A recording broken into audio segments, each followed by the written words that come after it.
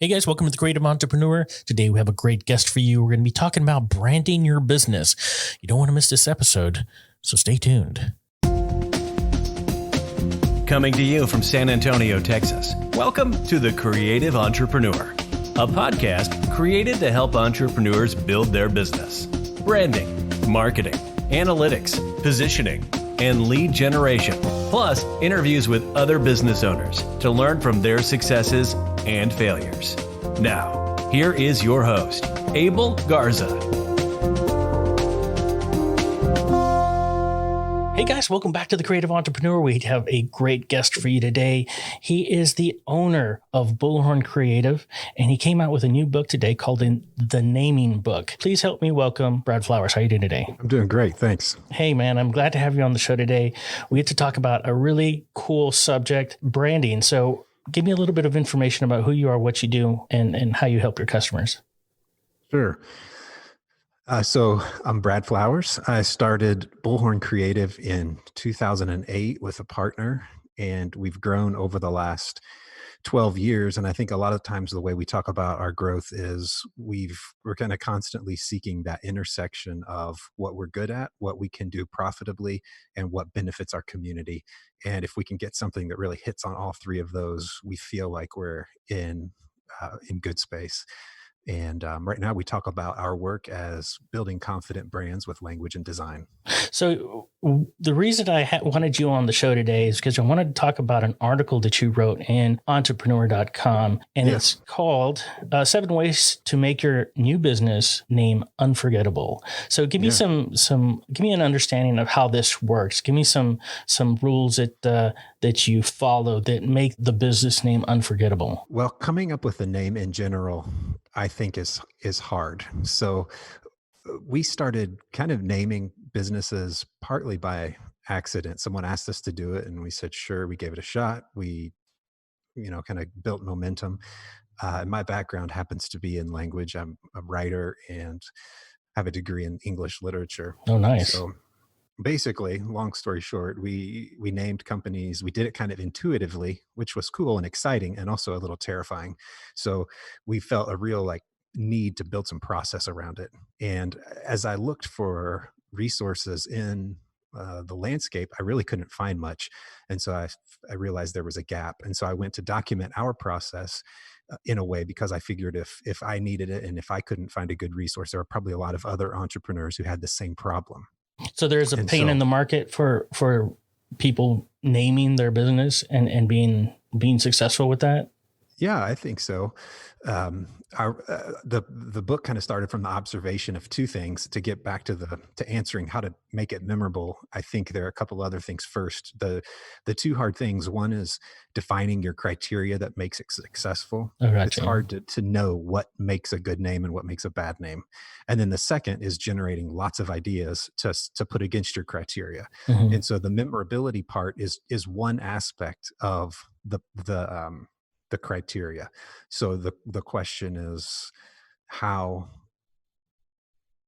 you want your name to be memorable generally. Most people do, at least. And the question is, what tactics do you want to take? So there are some tactics, like rhyming, for example, is a tactic that is memorable, but also can sometimes be terrible. And so it's like, what's the balance? And so it's really deciding what's going to be best for your business and what's going to meet your business goals. Mm-hmm. Yeah, I've heard that before. And I think in your article, you wrote about it too. So, yeah. So, yeah, the article talks about a couple of different things you can take into account. So if one, familiarity is always going to beat out everything in terms of memorability. And that's really the whole point of advertising is that you want to increase familiarity. But mm-hmm. there are some aesthetic things that you can do,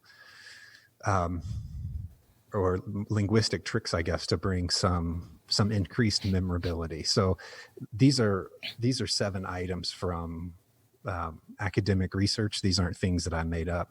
So things like rhyme helps with recall. And if you think of rhyming brand names, you can think of like Reese's Pieces, et cetera. And those sorts of names. In addition, unusual spellings can sometimes be more memorable. Oh yeah, definitely. Yeah, and there are other reasons why you might choose an unusual spelling, which gets to your criteria. Like maybe you need something, maybe you need a short URL or something. Oh yeah. That might also That's increase. good for SEO too, also, and for Yeah, people remembering, that's true. obviously. Yeah, that's a good way to do it. Tell me a little bit about the book that just came out, the naming book. So the book, it's really, most of it is, and it kind of it gives you a little bit of background on how the book is going to work, and then it goes through a few case studies, and most of it is really dedicated to helping you, the entrepreneur, get to a great name. And so the first, it's set out in 5 steps. The first step is defining your criteria, and we've talked a little bit about that already. Yeah. The next 3 steps are all oriented towards generating lots of ideas. The whole problem is, I think, mainly because of how our education system works, we're really taught from the earliest age to converge on one idea when we're asked a question. And naming just doesn't work that way, unfortunately. It's really an exercise in divergence. And so you're trying to think as broadly as possible and have as many different sort of ideas as possible. And so we devote 3 full steps to figuring out how to do that. There's the first of those 3 has to do with brainstorming exercises, tricks, how to actually get going and generate lists of words, which again, most people find difficult because you don't want to look or sound stupid. And so these kind of help you get over that fear of looking or sounding stupid. And then from those, we have some tricks for how to take those lists of words and actually create names out of them. So we look at what kind of names exist in the world and how can you start to create names in those categories that you may not think of. So there are lots of, I probably mostly think of real word names like Apple, Patagonia, etc. But you can think of, if you think more broadly, there's foreign language words, there's obscure words, misspelled words, compounds like Facebook, words that are modified like Shopify, combination words like Pinterest, where you take 2 words and kind of smush them together. And so thinking in those different categories, we can start to assemble a range of names so that all of your names don't sound, all of your name options don't sound the same. Oh, that's interesting. And then the last of those steps really is a few kind of research ideas to get at. So the first 2 steps are aimed at kind of getting what's in your head out. The last step is, okay, so there's a lot that you don't know. And what are some good sources for potential brand names? Absolutely. Like I recently read the book about Phil Knight and how he named the company Nike. Well, he didn't know the word Nike. He didn't know that was the goddess of victory. That's someone mentioned that to him. And it also ended up being a good name for their company. That's outstanding. That's a great story. Yeah. So some of the case studies that you have in your book, what are some examples of some of the case studies that you worked with? So one of my big things, and maybe what separates me from some other people, is most of the book is not about what I prefer. So what I found is in the literature around naming, there tend to be 2 trends. People either write about the history or the backstory of names, which is pretty interesting, but doesn't really help you generate a name. The other thing is they'll tell you their preferences of what they think make a good name or what they like. And so I think I go through a lot of pains to say, like, ultimately, it doesn't at all matter what I like. It matters what works for your business. Your name is a tool to give you a business advantage. It isn't something that some person who thinks about words a lot should like. So a case study I use to illustrate that point, there's a frozen foods company. The name is spelled EVOL. And I talk about it because, like, if you look at the name so they make frozen burritos is one thing, for example. So I was looking for something to send to lunch with my kids. I'm looking through the frozen food section, and this name kind of stands off the shelf, and it's strange in a couple of ways. One, the E is in their logos is rendered backwards. And so it makes you want to read the word backwards. So backwards, it looks like love. And so you think, oh, I see, there wanted to be love. But then when you read it forwards, it kind of looks like evil. And so it's like, so is it evil? And then you think about it a little longer, you're like, well, maybe they mean evolve, kind of like evolve. So basically it's like really confusing. And wow. I'm not sure what they're trying to do. But I think the point is ultimately, cause me to stop for long enough to look at it, think, oh, this is like a reasonably priced thing. It seems like it'd be good for my kids. They'd Almost, probably eat it. I'm yeah, going to buy some. almost So, tattooed to you your know, brain there. yeah. So, That's so even though interesting. it's a name that personally I don't like, it doesn't matter. I still bought the product. That's amazing. That's great. What are some of the well, actually, before I get into that, I wanted to ask if you go into the legalities of this. Like, do you go into trademarking, or do you look at some of the things that you need to do prior to, making your brand or your name official? Yeah, I go into it a little bit, although there is a major caveat that I am not an attorney. So I talk about that partly in your criteria, because if you intend to trademark the name, there are some, it gets a little more complicated there. And again, it depends on what you're trying to do. True. True. For example, if you're providing a service in a specific geographic region, your competition is going to be way smaller than if you're selling something online where your competition is kind of global. Yeah. So thinking about your competition is a good way to think about, do I need to trademark? What should be some of the concerns? And so I kind of go as far as saying, here are some steps. You should come up with some names. With your short list, you should look at the Secretary of State where you are going to register to make sure there's not a direct competition.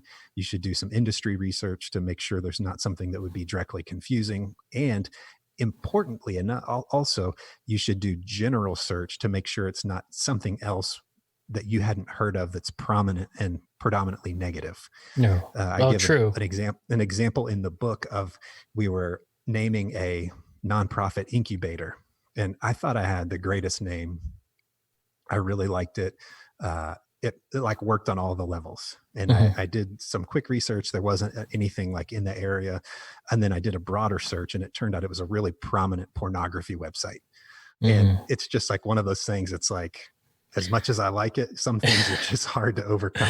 That's so it's amazing. important to look what's out there. And then also lastly, the resource of the patent office, the trademark office, uspto.gov is a good resource. And you can do some quick searches just to get a good idea. If you have a name idea and you look there and it's okay, there are only like 3 things and 2 of them are dead and 1's live, or if there are 800 things, you might have some concern. And so I don't go so far as how to trademark, but just to give you a sense of if it's likely to be trademarkable or not. Yeah. That's interesting that you brought up the negativity part of it, though, because I think a lot of people don't think about that, as far as bringing up even if it's coming close to that other negative company, or the company that would bring on some negativity, even if it sounds the same, or if it's spelled somewhat similar, or you have a name that's in the middle and then it brings up all these other names of that other company. That's interesting that you brought that up, because you know what, I've been told that before, but I hadn't really thought about it until now again, and it's funny that if you're going to build your name, and especially I think if you're going to make money off of it, like if your intent is to make money, then you definitely need to consider trademarking your name of whatever it is that you're going to do, whether it's a podcast or a website or whatever. And then definitely look into whether or not there's some negative things out there. I mean, I just had when I came up with a couple of my names, I didn't even think about that.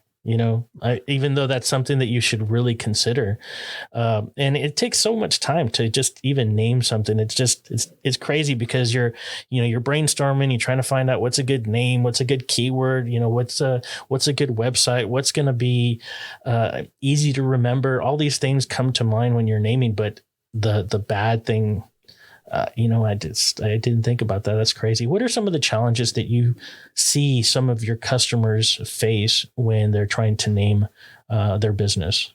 Well, the perspective switches a little, because I've written the book because I think entrepreneurs who can't afford to pay somebody should still have access to the same process and should be able to develop great names.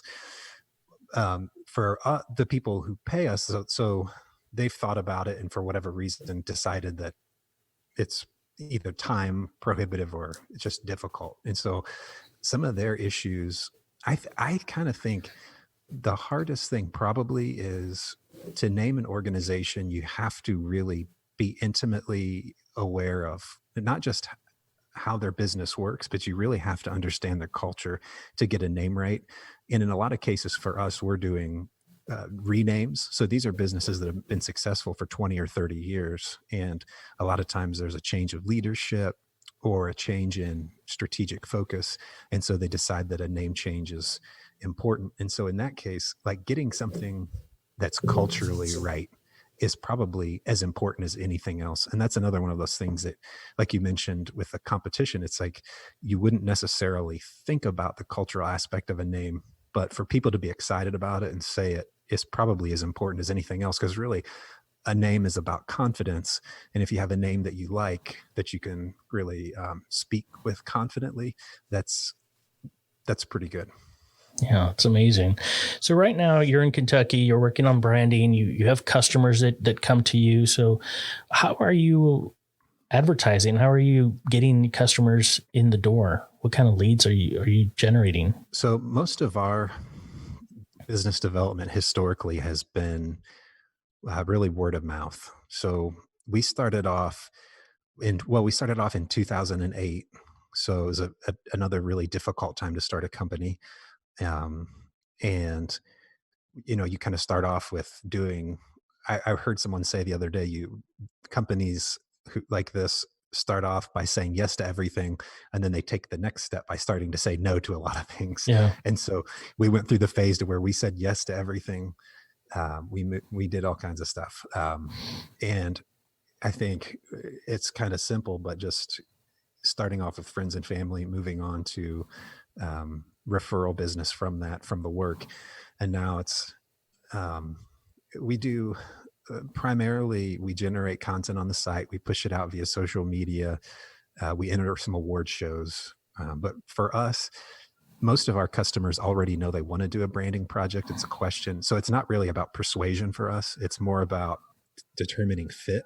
And so they can usually tell pretty quickly if the work is going to be good enough. So for us, when companies come to us, they generally know they're going to do a branding project.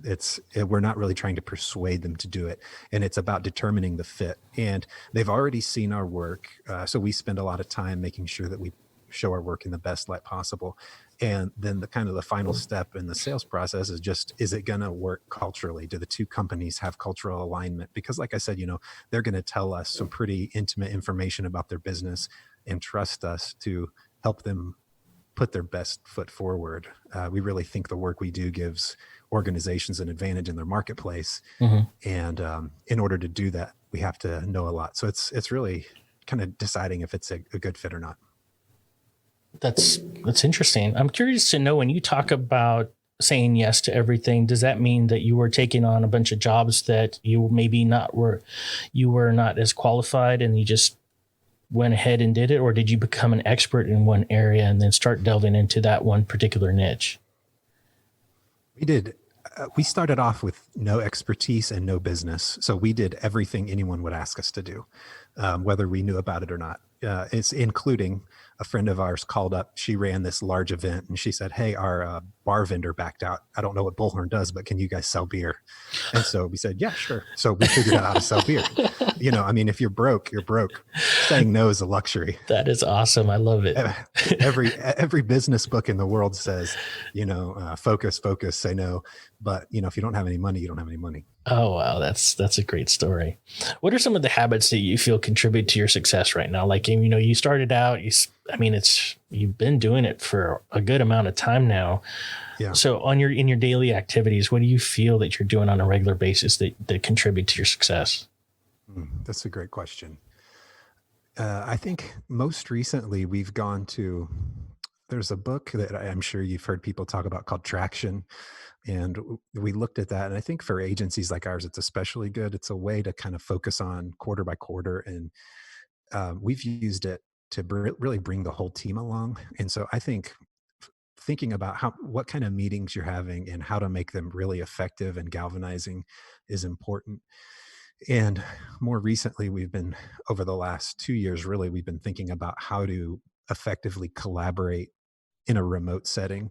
And so I think that's been a challenge. And as we've opened an additional office and we have remote workers, um, so thinking about collaboration. And I think maybe the best thing is kind of just like checking in with people. Hmm. Again, like I think the best advice is the dumbest advice. It's like check in with people, be nice. If you screw something up, apologize, show up on time. Those are like if it comes at the end of the day, those are the things that make us successful, not like any brilliant tactical move. That makes a great marriage too. Right. That's probably true. um, yeah. So, we all have our habits, and those habits contribute to our daily successes. And Yeah. it's each individual is or each company is different. Are you working alone, or I mean, I know you said you have people that you're working with regard to freelancers, but Mhm. do you have anybody other than your partner that you will have on board as a team Yeah, member? there are 15 of us on staff that work full time Man, across 3 cities. so you've been Um, scaling since what year? How long? How long? it's, we've been doing it a little over 10 years. So you've been scaling for 10 years. Mhm. What do you look for? What is your strategy in building your team? Well, I've found that over time it's changed a little. The people early on could do a little bit of everything because we were doing a little bit of everything. And as we've focused, we've definitely needed to find people who had more specific talents. Mm.